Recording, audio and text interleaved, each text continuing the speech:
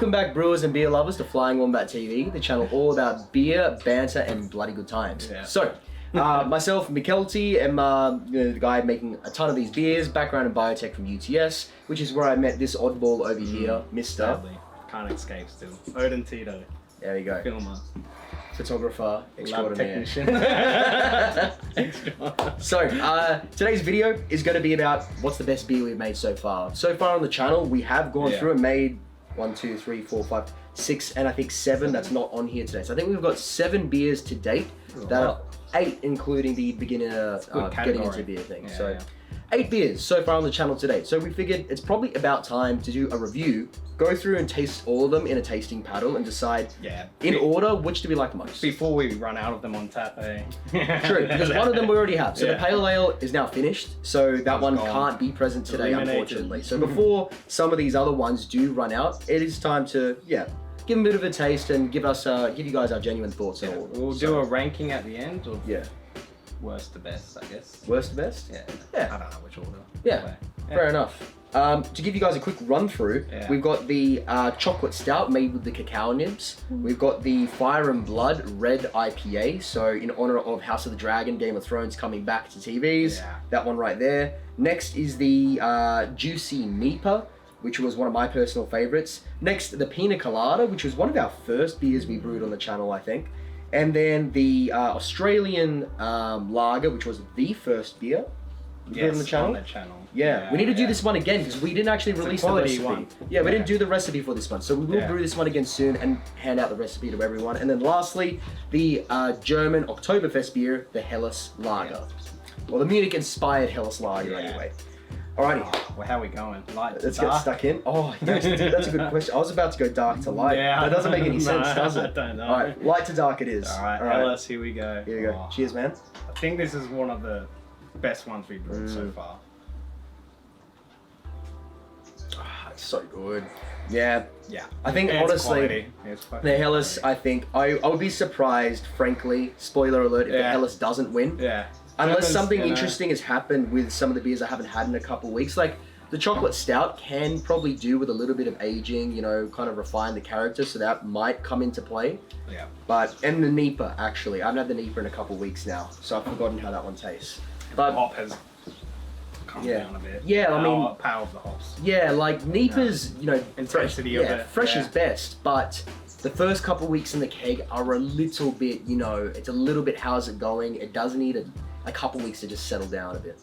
But as for the Helles, this is a quality recipe. Definitely something I'd recommend brewing. It's fresh, it's vibrant, but it's also very malty, but not in like a dark beer kind of way. It's in that like a warm bread in the morning with some butter on it kind of thing. Where's our pretzels, man? Where's my pretzel review? You're the pretzel review guy. You should have brought pretzels, man. That's your job. Alright, next. Yeah, we're still waiting for his spin-off channel. Tito's Pretzels. The flying pretzels. Alrighty, what's one? Oh, the Aussie. Well, cheers first. Sauce. Cheers, mate. Also very good. Very fresh. Lagers. 2 lagers, the only 2 lagers on the paddle here, very different, worlds of difference. So where this one is all malt and bread and, you know, biscuity character, this one is really just light, fresh, zesty, bit of hoppiness going on as far as a lager goes. It's just so smashable. Is I think the biggest characteristic about that one, Not intense on the bitterness as well. No, it feels like you could so easily. Maybe that's something. Well, we did talk about that last time in the. Long while back. I don't know. Maybe put a tag up there for people to go check out that one. That one, the one big complaint we had about it was I stuffed up a little bit on the bitterness.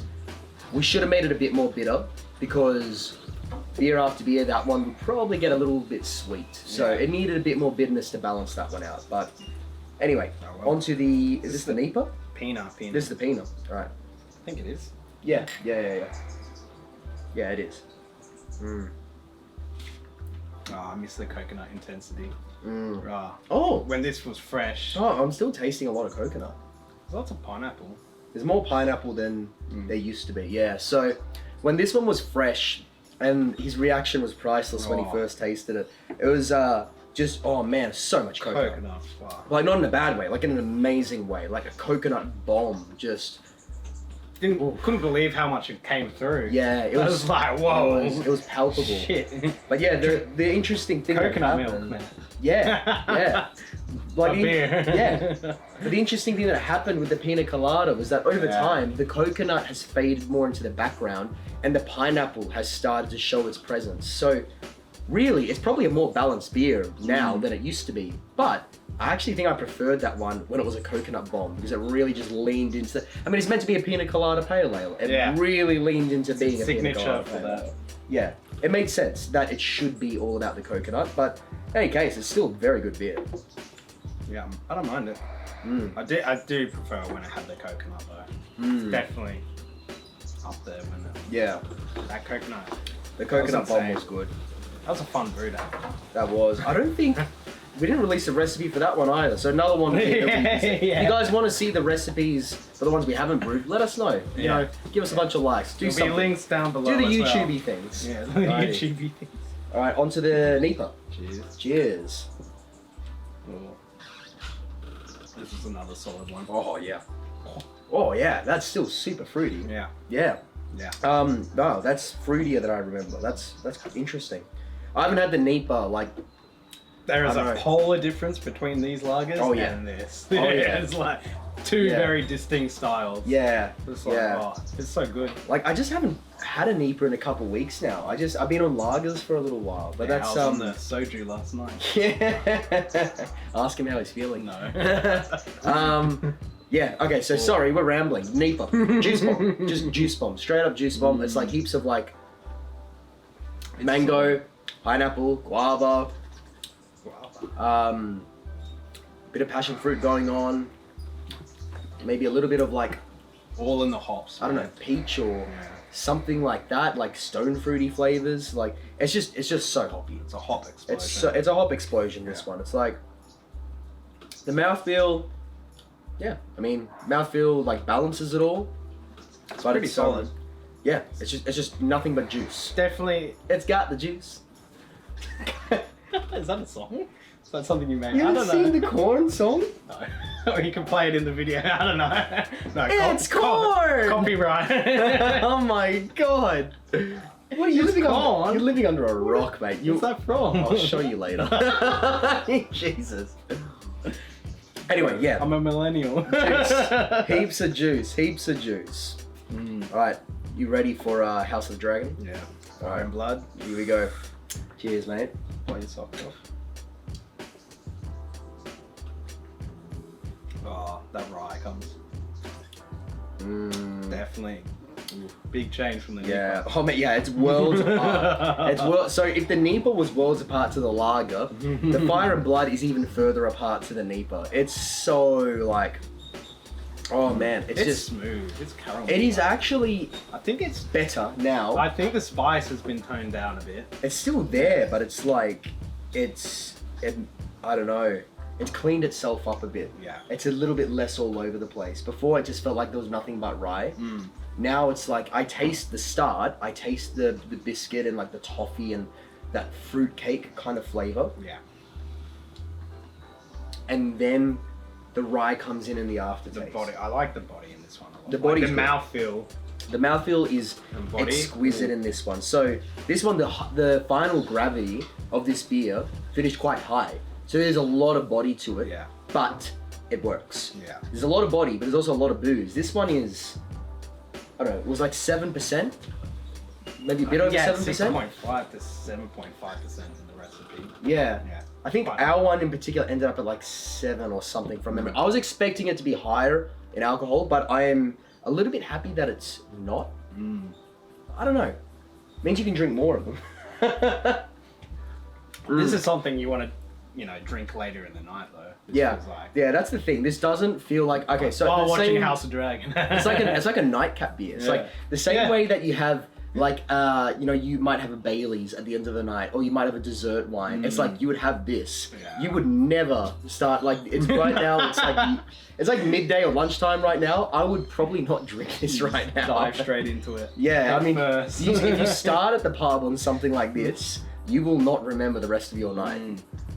Dude, if you got served this at a pub, I'd be pretty happy. Quality. I'd be pretty happy with this paddle going on here. The range, only missing the sour. It is a good range. We do need a sour. Sour is incoming. FYI. Yeah.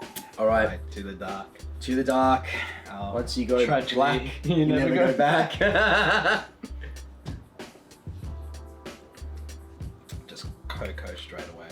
Man, it's still got so much chocolate. Yeah. So, after tasting the Pina Colada and seeing how the coconut died down, I thought, going back to the Stout, that chocolate flavor might have dialed down. But no, it's there. No. There's chocolate. Yeah, there's a lot of chocolate. This will keep you awake at night. That's that. But in a good way. Yeah. Like, it's good chocolate. It's like, it really feels like it's somewhere between just biting into a Cadbury chocolate bar. Sorry, Americans. It's an Australian chocolate. I don't know. Biting into a Hershey's, whatever. I don't know what a Hershey's tastes like. They have Cadbury. Sure. Do they have Cadbury? I don't think so. No, maybe not. Anyway, it's like biting into a chocolate bar, crossed with like having like a an iced coffee, like one you get, not like a real iced coffee, but like one you get from the supermarket, like the long life iced coffees that they put in the fridge, like a Dare iced coffee, or like a what's the other one? No, Move, or what's the one that Icebreaker? Oak? Nah, Oak? Oak. I don't know. Whatever. It's like an iced coffee from the supermarket. It's like somewhere between that flavor and like just biting into a chocolate bar. Yeah. I feel like after drinking the red though, the body of this, because this was a bit watery when we like tasted. And it's made it more watery tasting it after tasting that. Yeah. Like you can tell there's a if this had a similar body to the red, perfect. Yeah. But yeah. it's just lacking in that one factor, and it's unfortunate. Yeah, it does suck a bit because flavor-wise, it is. Oh, it hits the mark. It's spot on. It's chocolate. It's robust. It's got coffee undertones. It's got biscuit, but then it's like the mouthfeel just completely lets you down. Yeah. And I forgot that was the issue with that one when I was talking about it earlier. It wasn't actually about anything other than mouthfeel. Hit the mark in every other way. It was balanced, had the right bitterness, had the right booze, but mouthfeel, anyway, is what it is. What's the most surprising thing? I feel like the red has changed quite a bit. I agree. Also the Pina. I think, I mean, but we Pina kind Colada. of knew, because we tasted the Pina a few times since, like we drunk it, we knew that it was changing. I didn't realize the red would change so much. Yeah. That is probably the most surprising thing for me. It's definitely improved in my opinion. Yeah, the red's cleaned itself up. It was, when we first tasted it, like I said before, I'll say it again, it was just so much rye. Like, which we wanted, because we wanted it to be a really balls to the wall beer, because we were trying to do like a House of the Dragon hot, beer. Man, yeah. It had to be hot deep. It's gotta be ancestral in a way. It had Gotta make it fun. Jeez. It had to be. Oh, maybe too. It had to be. Maybe too spicy. It had to be ballsy, not in the way you're thinking. It had to be spicy. It had to be fiery, which we wanted, and that's why we wanted so much rye in it. But now that rye has kind of found its place in the mix of things, so you can actually taste the sticky date pudding and like the fruit cake sort of flavors before the rye kicks in. You know what the funny thing is? Like, there's so much malt character in this one, it's actually hard to get the hop flavor. It is. It's very there. Malty. It's there, but like it's hard to figure out what the hop flavor is. Because this is meant to be a red IPA, so there's meant to be big hop explosion as well. I mean, it's definitely there. I mean, I'd say that the hops taste more like citrus and I don't know, a little bit piney. Yeah. There's like a bit of pine. It's more like earthy, piney, and a bit of citrus than anything else. But it's like, it's hard to, it's there, but it's hard to figure out what it is because once you start tasting it, then the malts come in. Yeah. It is a malt favored beer for sure. How do we get to ranking this? This is a challenge now. I'm gonna say what I know that we're both thinking. Yeah. Oh yeah. The Helles Lager wins. By far. It does. It's like, it's such a good beer. It's such Germans a good just beer. know how to brew beer. Like, the only complaint I had with the Helles Lager was things that we didn't really do wrong. It was just ingredients we didn't have on the brew day. We didn't have Vienna malt, which I would like to see how it tastes with Vienna malt.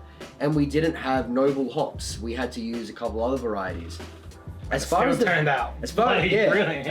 beer itself goes, can't fault it. Yeah. Great beer. It's Yeah. just me being more like, well, it's not quite a Munich Helles Lager because it didn't follow those categories. So I'd like to do that one again, follow the categories properly, and compare that against this. That'd be fun. You know what I might do? I might put some of this in a bottle before we finish the keg, so that next time we make Oktoberfest beers, we can actually compare. See how much it's changed. Yeah.